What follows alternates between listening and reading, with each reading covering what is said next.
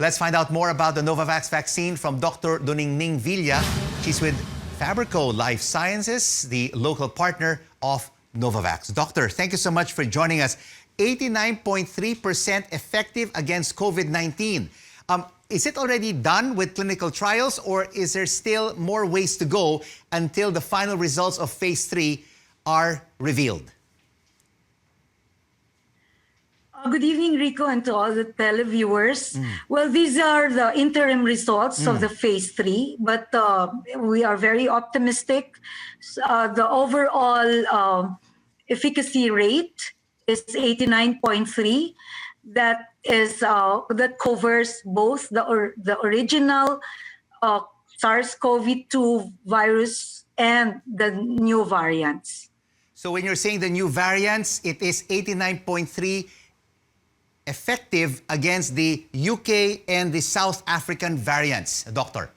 Let's talk first about the UK phase 3 trial. The efficacy rate is 96% for the original coronavirus variant, original coronavirus, and 86% for the variants. Then that gives you an 89.3 overall efficacy. So that is still considered high, that 86% for the variants in UK. So when are we likely to see the phase 3 trials finished? And when do you think will the UK grant this emergency use authorization for the Novavax vaccine?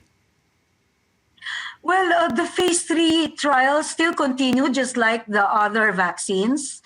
They're still continuing generation of data and monitoring, but the interim results would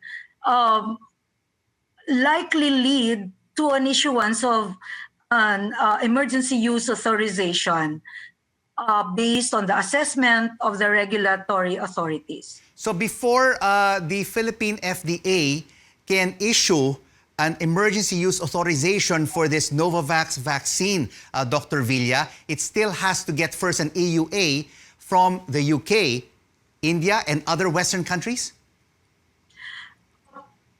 EUA and UK, of course, they're going to do that because the study is done there and there are already interim results that would support an issuance. But that would really depend on the regulatory authority of UK. And that would be very helpful as well because UK is a stringent regulatory authority. Well, as advised by the FDA, we also need an EUA from the country of origin. That is where the vaccine is going to be manufactured.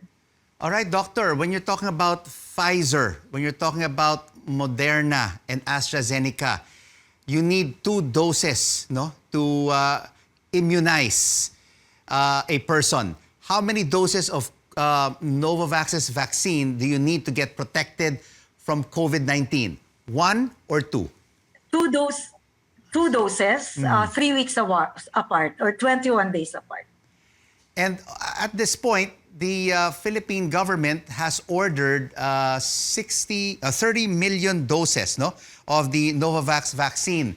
Have more orders been coming in as this 89.3 efficacy rate has been released?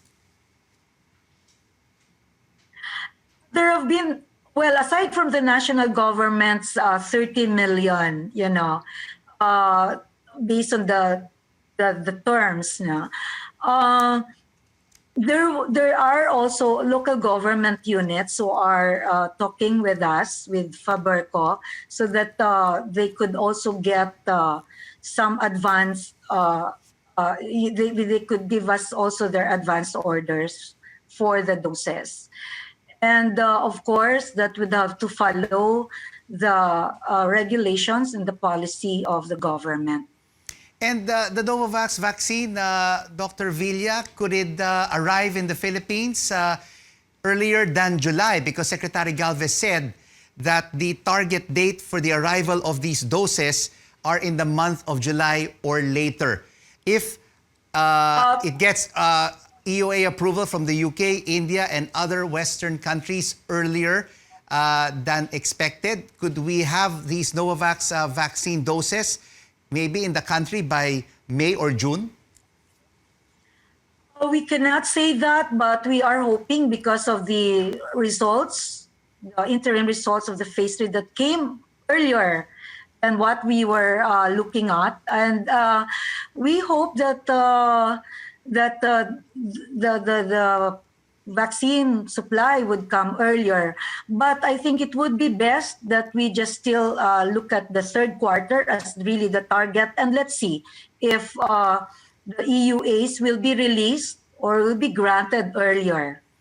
Well, everyone is hoping, Dr. Villa, that when an EUA is approved by the Philippine FDA, immediately we will see a rollout of these vaccines because Pfizer and AstraZeneca have already been given EUAs by the Philippine FDA, but we still don't have any supplies to be seen, not like in the UK or in the US. Once it is given EUA approval, immediately after 4 or 5 days, these vaccines are rolled out. We do hope that when the EUA is approved for Novavax, immediately we will have a rollout of your vaccine.